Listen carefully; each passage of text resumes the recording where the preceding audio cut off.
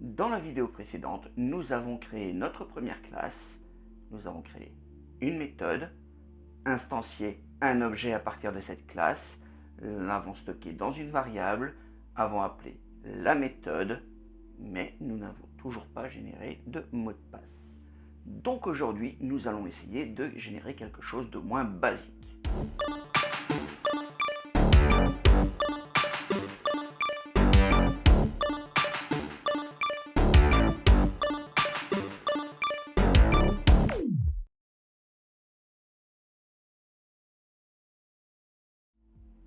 Tout d'abord, il faut savoir ce qu'est un mot de passe. Un mot de passe, comme son nom l'indique, est un mot, ce qui veut dire quelque chose composé de plusieurs caractères, que ce soit des lettres, des chiffres ou des symboles. Il nous faudra donc pouvoir récupérer et stocker des caractères. Pour stocker des caractères, il y a un type un peu particulier qui existe, c'est le type char. Vous pouvez voir que contrairement à la vidéo précédente, le type char ne contient pas de majuscules. C'est parce que c'est un type particulier, ce n'est pas une classe, mais un type primitif. Les types primitifs, c'est le plus bas niveau de données qu'on peut avoir dans un langage informatique.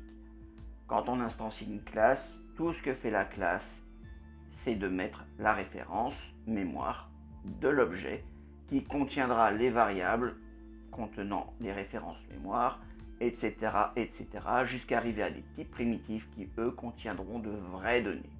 Le type char permet donc de stocker une valeur numérique correspondant à la valeur ASCII d'un caractère. Mais on ne veut pas qu'un seul caractère, sinon les mots de passe seraient trop simples. On va donc définir plus de variables pour stocker tout ceci, ou utiliser une classe qui le fait pour nous. Et justement, nous avons une classe de base qui fait très bien le boulot, c'est le java.lang.string. La string, c'est une chaîne de caractères, cela veut dire qu'il stocke les caractères les uns après les autres. C'est une classe un peu spéciale comparée aux autres classes car elle peut se comporter un peu comme un type primitif, mais ne brûlons pas les étapes. Tout d'abord, nous allons modifier notre méthode afin qu'elle renvoie un objet de type string. Nous modifions donc le type de retour void de la méthode generate par le type string. java.lang.string.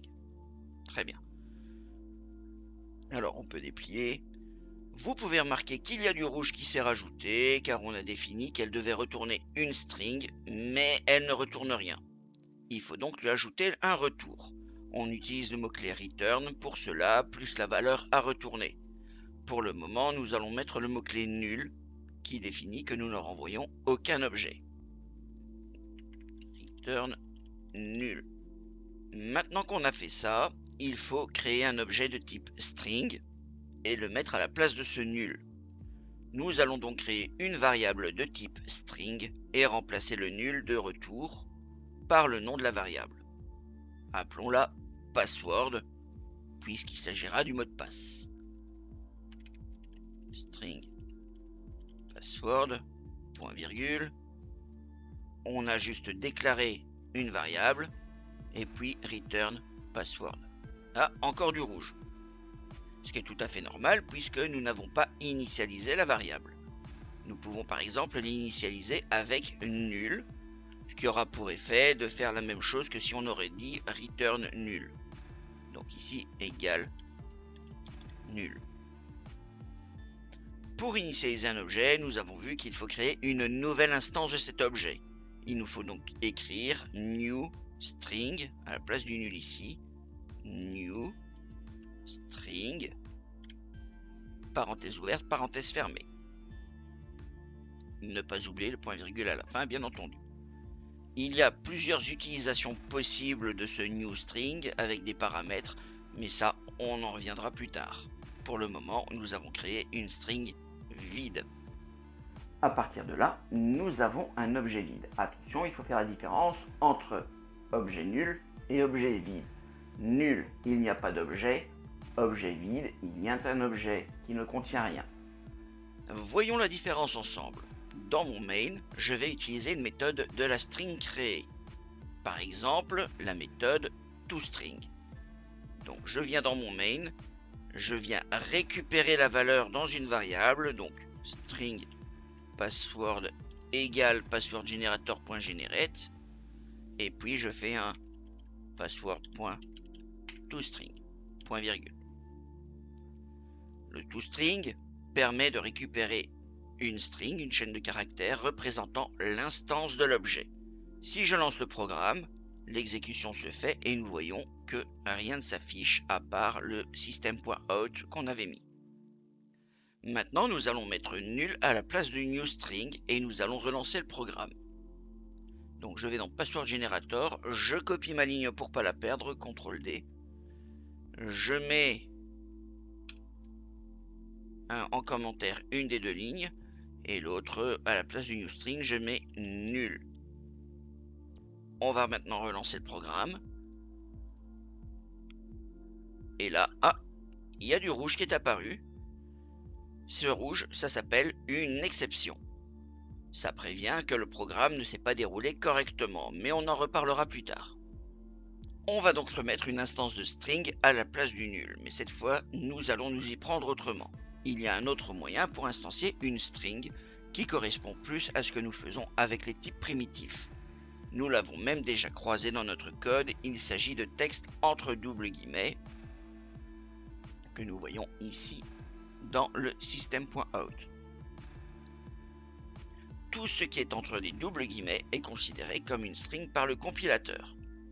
Nous pouvons donc remplacer notre nul par guillemets, password et guillemets. Là, il me l'a mis automatiquement, c'est l'éditeur qui fait ça. Nous pouvons également supprimer la ligne qui ne nous sert plus, la ligne commentée. Maintenant, nous allons relancer l'exécution, mais d'abord, je vais mettre ici un system.out.println password et je peux retirer le toString qui est là. Maintenant, on relance et on voit que ok, il nous a bien généré password. On va donc aller un peu plus loin. Comme je l'ai dit précédemment, la string est une chaîne de caractères et un caractère est un type primitif. Donc plutôt que de faire directement une chaîne de caractères, nous allons la créer à partir de caractères. Nous reprenons donc notre string et nous l'initialisons avec du vide. Vous pouvez utiliser plusieurs notations. Par exemple, donc, celle qu'on a déjà vue, new string, voilà. Nous pouvons également new string avec comme paramètre une autre string. Celle-là dit explicitement de créer une nouvelle instance de string en y mettant les caractères de la string en paramètre. Ici, aucun. Ou nous pouvons juste mettre les doubles guillemets, le plus simple, le plus parlant. Maintenant, nous allons ajouter un caractère, par exemple le caractère A. Pour cela, nous allons créer une variable char et lui assigner la valeur A. Donc, char caractère. Ne pas utiliser les accents, ça peut être difficile pour le compilateur, même si c'est autorisé. Égal, et là, A. Problème, voilà, le A est en rouge parce qu'il le prend pour une variable. Il faut que ce soit un caractère. Il y a deux façons pour ça. Soit on utilise le code ASCII correspondant au caractère. Je ne le connais pas par cœur, parce qu'il y a une façon beaucoup plus simple, c'est de mettre des simples guillemets ou des apostrophes. Voilà, avant et après, et là il le considère comme un caractère. Maintenant, il faut l'ajouter à notre string vide. Maintenant, il faut l'ajouter à notre string vide. Nous utilisons le symbole plus, un peu comme pour faire une addition entre deux nombres, et on met le résultat dans une nouvelle string, par exemple. Alors, string, string, allez, égale, on va faire un new string, n'oublie pas les parenthèses, plus caractère, point virgule, et on va dire de retourner pour l'instant string. on peut exécuter pour voir qu'il a bien mis le A. Voilà, il a bien mis A dans le retour. Si maintenant nous voulons rajouter B, nous pouvons toujours dire OK, string plus, et alors on va le faire directement, pas besoin de passer par une variable. Voilà, là c'est en rouge, pourquoi? Parce qu'on lui a pas dit où stocker le résultat. Donc là il fait un calcul qui ne sert à rien. Il faut donc lui dire donc string égale string plus B. Ceci signifie tu fais le calcul de la valeur dans string plus le caractère B et le résultat tu le stockes dans la variable string. Donc on remplace l'ancienne valeur par la nouvelle. Et puis on retourne et donc là ça fait que normalement il devrait y avoir AB. Maintenant que nous avons ces informations, nous pouvons aller encore un peu plus loin et générer un mot de passe totalement arbitraire. Je vous propose de le faire comme un exercice par vous-même et je vous donne la solution juste après. Voici l'énoncé. Nous allons générer le mot de passe plus votre pseudo. Faites attention aux majuscules et aux espaces. Pour ceci, créez d'abord une variable de type string avec comme nom password et initialisez-la avec du vide. Déclarez également une variable de type char avec comme nom caractère, mais n'y mettez rien du tout pour le moment. Puis, dans l'ordre, pour chaque caractère qui va composer votre mot, initialisez la variable caractère avec ce caractère, puis ajoutez-le à la string password. Faites ceci pour arriver jusqu'au bout, puis faites un retour de ce type password. N'oubliez pas que vous pouvez toujours exécuter le programme pour vérifier que vous n'avez pas fait d'erreur. Pour mon cas, par exemple, le mot de passe sera mot espace 2 espace passe espace Sprulex. Vous pouvez mettre en pause la vidéo pendant que vous le faites. Je vous présenterai la solution juste après.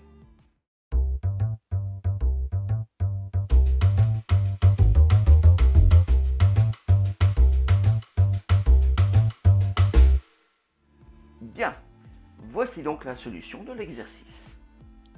Nous allons donc dans Password Generator. Et là, je vais d'abord mettre un commentaire avec le résultat qu'on veut obtenir.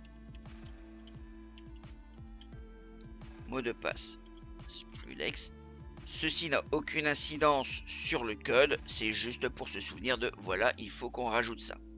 Nous allons également donc supprimer tout ce dont on n'a pas besoin, comme ça vous le reverrez depuis le début. Je vais garder quand même la string et le caractère. Voilà, on met password ici en résultat, en retour. Et on commence donc string password, guillemets ouvert, guillemets fermé, point virgule. Ça, c'est bien. Ensuite, on a char caractère et on ne l'initialise pas tout de suite. Voilà. Maintenant, on va devoir dire d'initialiser caractère avec une valeur, de rajouter la valeur de ce caractère à la string password et puis passer au caractère suivant. Donc, en gros, ça veut dire caractère égale M majuscule, point virgule, et puis password égale password plus caractère, point virgule. Et là, j'ai rajouté mon M. Il faut comme ça continuer avec les prochaines lettres. Donc, ici, O, j'ai mis 0, O, T. L'espace, eh bien, on peut juste dire, voilà, c'est espace. Et on continue comme ça.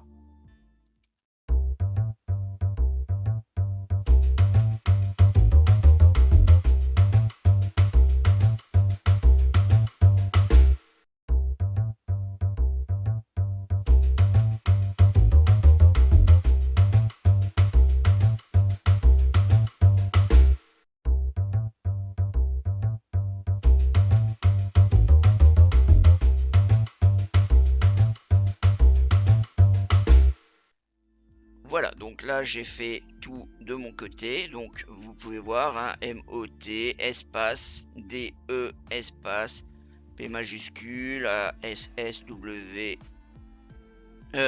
pas ASSE, pardon, espace, SPRU2LEX. Normalement, dans ce cas-là, on peut exécuter, d'ailleurs vous pouvez le faire à n'importe quel moment pendant votre test, pendant votre exercice, ça devrait fonctionner. Et là, vous avez bien mot de passe Sprulex. Bien, il est temps d'arrêter cette vidéo. Merci de l'avoir regardée jusqu'au bout, j'espère qu'elle vous a appris quelque chose et qu'elle vous a plu. Dans tous les cas, si vous n'avez pas compris quelque chose, n'hésitez pas à me le dire dans les commentaires, ça me permettra d'évoluer pour les prochaines vidéos. Si j'ai fait une erreur, également, n'hésitez pas, les commentaires sont là pour me le dire. Et si vous avez apprécié, un petit commentaire aussi pour me dire merci, ça fait pas de mal. Le petit pouce en l'air aussi pour dire merci, ça fait toujours plaisir, ça permet de mieux référencer la vidéo. Et abonnez-vous pour ne pas rater d'autres vidéos sur la chaîne. N'hésitez pas aussi à partager cette vidéo à quelqu'un qui pourrait avoir besoin ou envie de la voir. Sur ce, je vous laisse, n'hésitez pas à vous exercer et je vous dis à la prochaine dans une autre vidéo.